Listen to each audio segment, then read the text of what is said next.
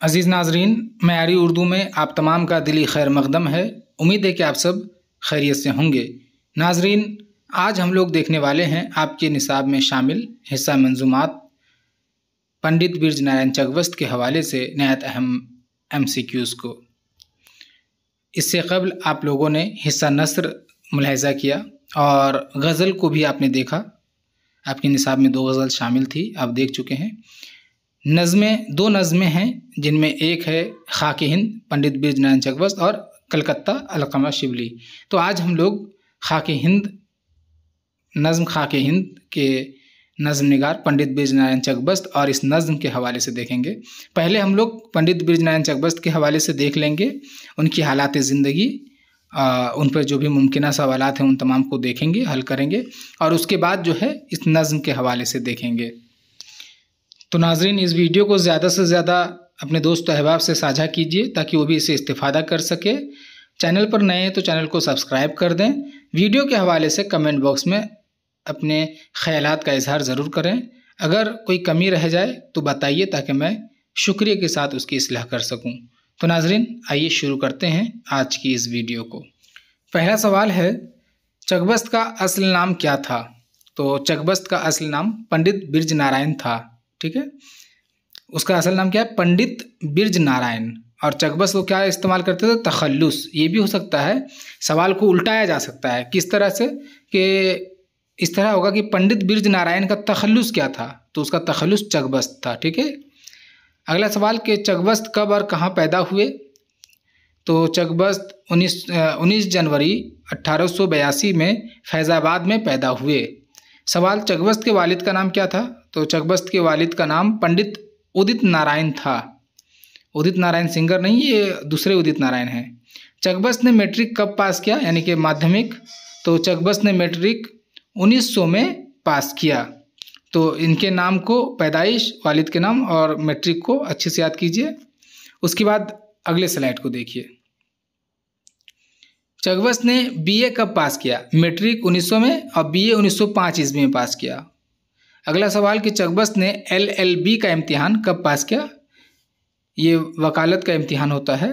तो चकबस्त ने LLB का इम्तिहान 1907 में पास किया। चकबस्त ने शायरी में किनसे दर्स लिया, यानी कि शायरी के उस्ताद कौन थे? तो चकबस्त ने शायरी में अफजलुद्दौला अफजल और मरहमतुद्दौला हकीम से दर्स लिया। ये 2 उनके शायरी के उस्ताद रहे। अगला सवाल, चकबस्त की पहली नज़्म का नाम क्या है? चकबस्त की पहली नज़्म का नाम हुब्बे कौमी है। अगले स्लाइड को देखिए। चकबस्त किस शायर से मुतासिर थे? तो चकबस्त मीर बब्बर अली अनीस से मुतासिर थे, यानी कि वो जो है इसको पसंद ही नहीं बल्कि अपनी तख्लीक़ात में उसके असर को भी असर कबूल किए थे। वो उसी अंदाज़ में लिखने की कोशिश करते थे, उन ख़यालात को भी। तो बहुत ज़्यादा मुतासिर थे इससे, मीर बब्बर अली अनीस से। चकबस्त के शेरी मजमुओं के नाम बताइए। शेरी मजमुओं के जगह किताबों के नाम भी आ सकते हैं, लफ्ज़ बदल सकता है। शेरी मजमुआ किताब ही है।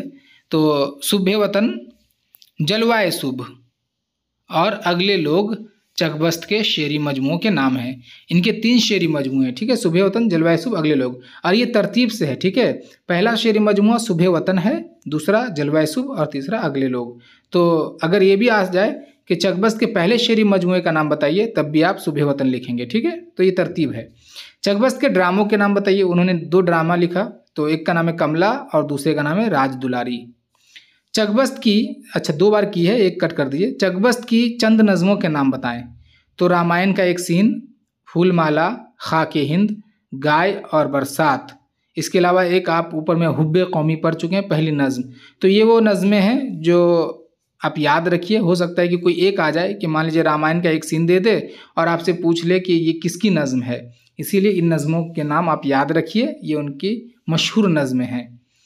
अगले स्लाइड को देखिए। चकबस्त ने माहनामा सुबह उम्मीद कब जारी किया? ये रिसाला था, महीने में निकलता था सुबह उम्मीद। तो चकबस्त ने माहनामा सुबह उम्मीद 1918 ईस्वी में जारी किया।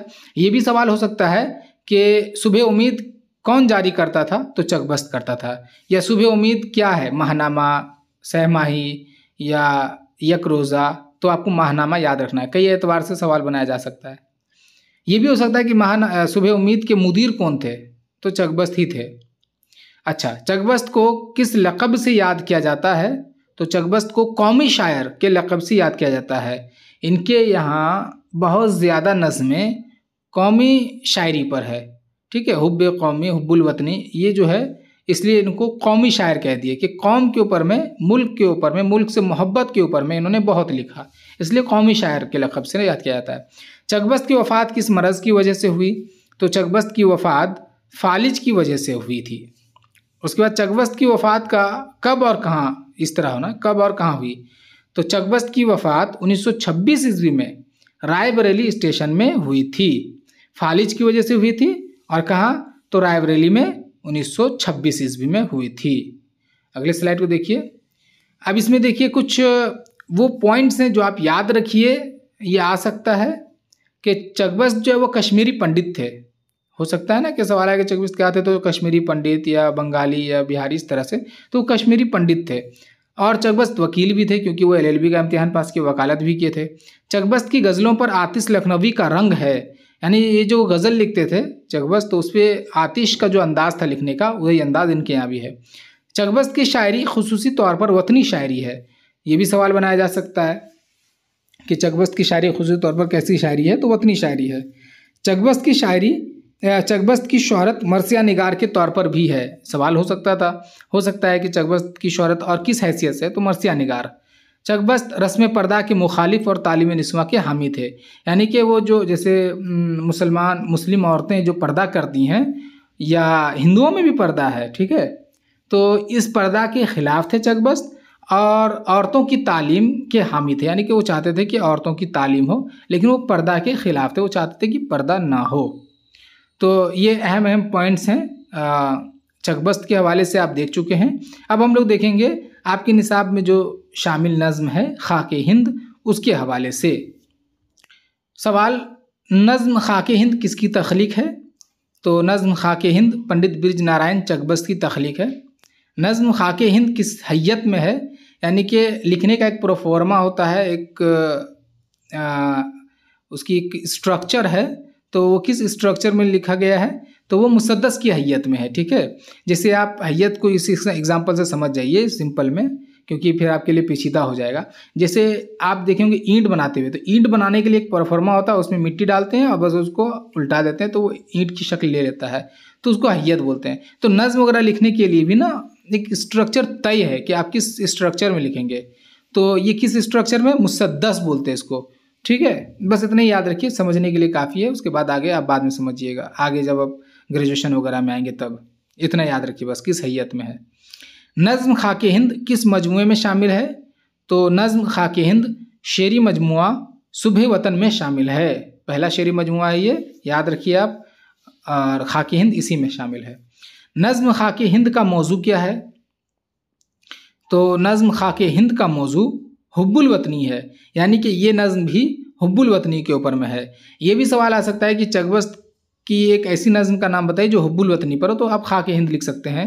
इसके अलावा हुब्बे कौमी भी है, दो नज़्म आप इस तरह याद रख सकते हैं, खाके हिंद, हुब्बे कौमी, इस तरह से, ठीक है। दो नज़्म आपके जहन में आ गई जो कि हुब्बुल वतनी के ऊपर में, यानी कि मुल्क से मोहब्बत के ऊपर में है।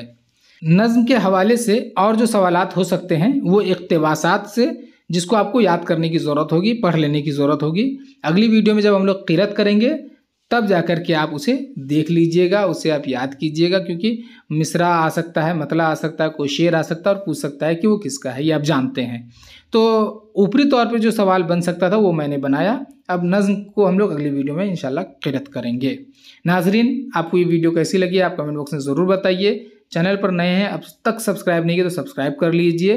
दोस्तों अहबाब से वीडियो को साझा कर दीजिए ताकि वो भी इससे इस्तेफ़ादा कर सके। अब इजाज़त दीजिए, अल्लाह हाफिज़।